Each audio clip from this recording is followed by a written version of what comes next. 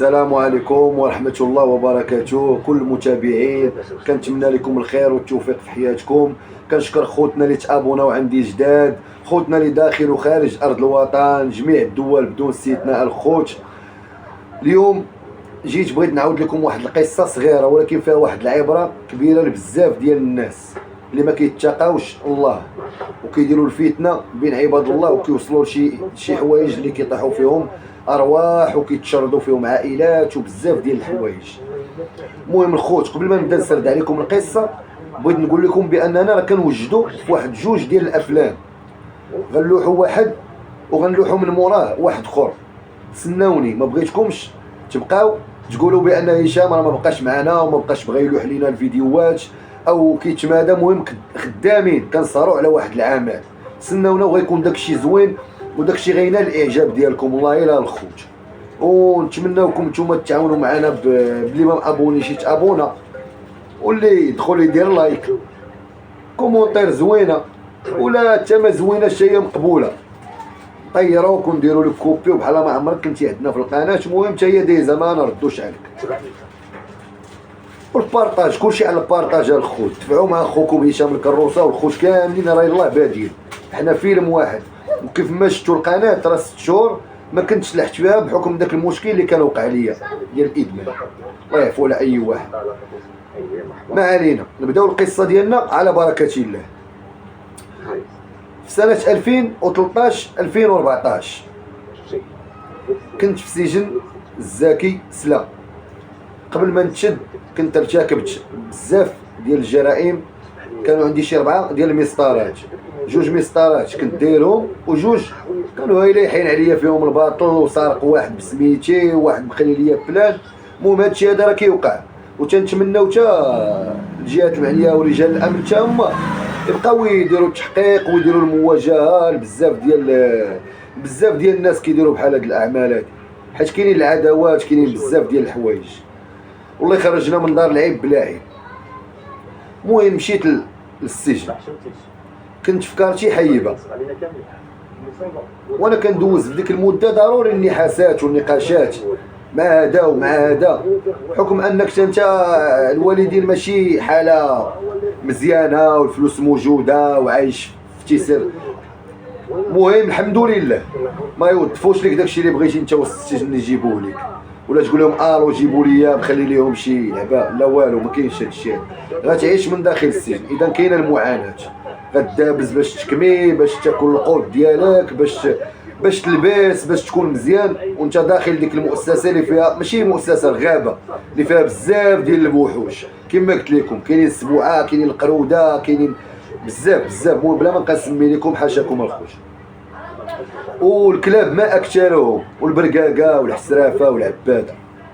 اذا الانتقادات اللي كيجيوني على الضرب وعلاش درتي لراسك وعلاش هادي، كاين اللي ضربت راسي وكاين اللي تضربت فيها وكاين اللي بزاف ديال الامور بحال هكا. المهم القصه اللي جيت بغيت نعاود لكم على واحد الدري عادل. الدري عادل ولد مدينه التقدم، يوسفيه بالضبط. كان معانا، هو كان في سنه 2012 ولكن المشكل غيوقع في 2013. المشكل اللي وقع ليه مسكين على برا، هو كان مزوج بواحد بنت الناس، تزوجوا عن حب بالرضا ديال الوالدين ديالهم. دوز معها واحد المده ديال 10 سنين، 10 سنين او 11 عام. المهم هذه ما متاكدش منها بالضبط. ولدت معاه 2 بنيتات، ما فضلتهم قدام وجوهكم الخوت. والله 2 بنيتات شهوه منهم اي واحد فينا يتمناهم. شنو غيوقع على هذا الدري عادل؟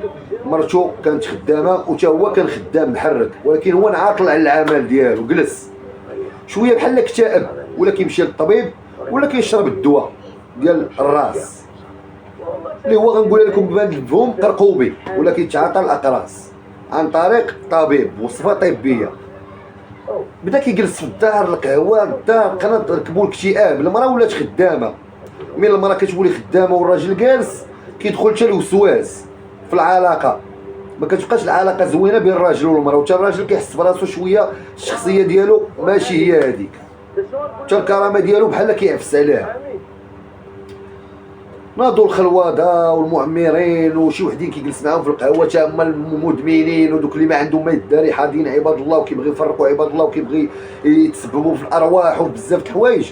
شنو داروا؟ ناضوا بداو تيوسوسوا ليه في راسو وهادي ولا المراه ما تخدامش، ولا كاين اللي تيقول ليه راه الطاكسير، كاين اللي تيقول ليه راه الليل، كاين اللي تيقول ليه راه الصباح بكري. كلها شنو تيقول ليه السيد؟ دخلوا الوسواس اللي زاد كمل هادشي. دخلت شي وحده من العائله ديالها زادت وسوسات ليه في راسو. ما شنو غادي يدير السيد؟ كان غير ارتكب جريمه في حق نفسه هو الاول، ولكن الا ما دارهاش غيستقر جريمه في حق الزوجه ديالو، غادي يقتلها، والبنات ديالو غادي يقتلهم حتى همايا، غادي يقردهم بدون رحمه بدون شفقه. ولكن تحت تاثير ديال داك المخدر وديال ديك الهلوسه وديال داك الوسواس الخناس اللي دخل فيه، والهضره ديال المخبرين والمعمرين الله يعفو عليهم بلقاهم مع الله صعيب. المهم خونا عادل تشد، لقاو عليه البوليس رجال الامن القبل وتعرض على النيابه، وكان في اسوأ حاله وتزاد اضطرابات النفسيه ديالو، ولقى معاناه داخل السجن. ملي غيدخل السجن لا مع الموظفه لا مع السجناء، شويه بدا تياكل الدواء ديالو وداروه في عزله، ولا كيدوز السجن ديالو ولا كيفوهوه من مور لابيل اللي كيدخلوا السجناء في العشيه او في لاصيست ما بين 12 و 2 كيخرجوه هو يمشي يقضي غرضات ديالو وتسارى في الكروه. كانوا الدراري كيتعاملوا معاه، شي دراري كيحنوا فيه بحكم انهم عارفين شنو واقع عليه. ولكن الغريب في الامر هو عادل مره الى سولوا شي واحد قريب ليه وكيضحك معاه وكيوصل ليه بزاف ديال المعلومات، كيقول ليه بغيت نسولك اخويا عادل، المراه ديالك شكيتي فيها او كدير هذا الشيء او شي حاجه بحال هكا او علاش قتلتي بناتك؟ باش كيجاوب باش تعرفوا السيد بانه ما بقاش في الحاله ديالو النفسيه زوينه.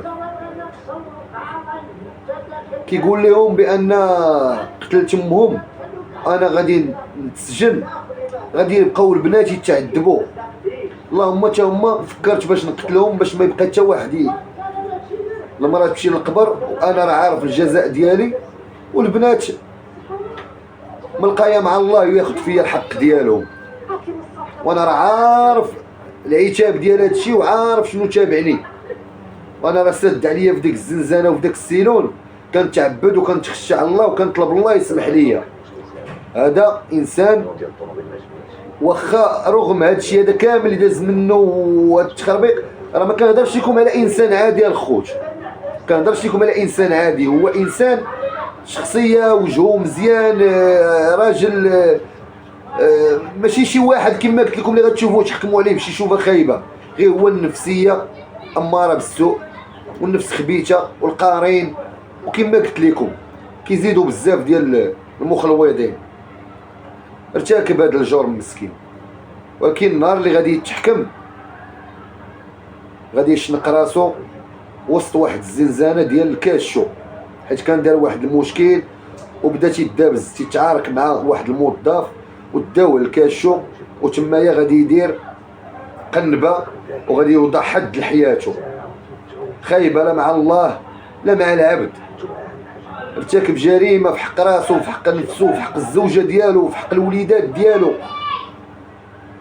الله يغفر لنا وليه والجميع امه محمد، والله يدينا في الضوء، والله يسمح لينا. وقصتنا اليوم هي هذه، والعبره منها راه واصله لشي ناس. كنشكر الناس اللي كتابعني وكتدعمني، وخليكم معايا ديما. انا عاودت لكم هذه القصه، تفكرت واخا ما بقيتش بغيت نعاود قصص الناس او نعاود على شي حوايج اللي دازوا على السجن، ولكن مره نعاود لكم قصه للعبره بحال هكا الخوت. كنتمنى اللي ما متشاركش يشترك ودفعوا مع اخوكم الكروسه، انا غنعاود نقولها لكم، وديما فضلا وليس امرا. السلام عليكم، تحياتي لكم داخل وخارج ارض الوطن، وديديكاس الناس كاملين، امي زهراء، امي حفيظه، اختي جيهان، مريم، الوالد نور الدين جدودي، خويا محسن، اختي نورا، اختي خديجه، كاع الوالدات، كاع الميمات، اختي مريم، عبد الله، المهم كاع الناس اللي قرابين ليا واللي بعادين عليا واللي فايت خطأت في الحق ديالهم يسمحوا لي. والزوجه ديالي حتى هي الزوجه ديالي السابقه وكنطلب السماح حتى من الابن ديالي. المهم نتوما اللي تسالوا اللي تسال منكم هو تدعيو معايا بالخير وتقولوا امين على الدعوات في هاد العواشر وفي هاد العشر الاواخر، والله يرزق اي واحد بحسن الخاتمه تكون عنده زوينه وبالهدايه وبتوبه نصوحه. انا براسي راه ما كنكرهش التوبه نصوحه ونمشي في الطريق الزوينه، طريق الله هي الزوينه كلها فابور، ما فيها لا ما بالفلوس لا بيت الله غتدخل تخلص فيه الفلوس لا قران تخلص فيه الفلوس حتى حاجه، غير توكل بنادم على الله وكاينين الناس زويونين. وحنا كنفضلوا طريق المعاصي وطريق الشهوات وطريق بزاف. المهم ما نطولش عليكم، رمضان كريم يكمل عليكم بالصحه والسلامه والعافيه. السلام عليكم الخوت.